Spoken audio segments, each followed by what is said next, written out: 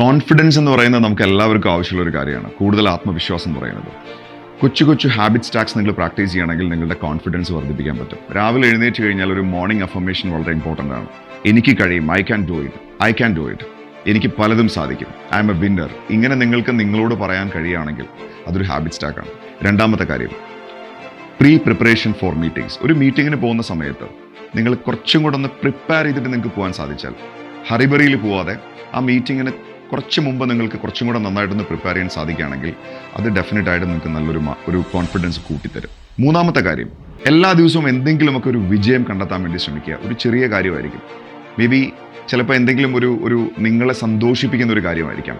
Daily winning attitude, അങ്ങനെ ഒരു habit stack നിങ്ങൾ പ്രാക്ടീസ് ചെയ്യുമ്പോൾ ഓട്ടോമാറ്റിക്കലി നിങ്ങളുടെ കോൺഫിഡൻസ് ലെവൽ വലിയൊരു ജമ്പ് ഉണ്ടാക്കും. എല്ലാ ദിവസവും രാത്രി ഉറങ്ങുന്നതിന് മുമ്പ് അന്നത്തെ ഏറ്റവും നിങ്ങളെ ഇൻസ്പയർ ചെയ്ത, നിങ്ങളെ മോട്ടിവേറ്റ് ചെയ്ത, നിങ്ങളെ സന്തോഷിപ്പിച്ച നിമിഷങ്ങളുണ്ടോ, അതൊന്ന് ആലോചിച്ചിട്ടൊന്ന് കിടന്നു നോക്കൂ. രാവിലെ എഴുന്നേൽക്കുന്ന സമയത്ത് കുറച്ചുകൂടെ കൂടുതൽ കോൺഫിഡൻസ് നിങ്ങൾക്ക് തോന്നിയതുപോലെ ഒരു ഫീലിംഗ് നിങ്ങളിൽ ഉണ്ടാക്കിയെടുക്കാൻ സാധിക്കും.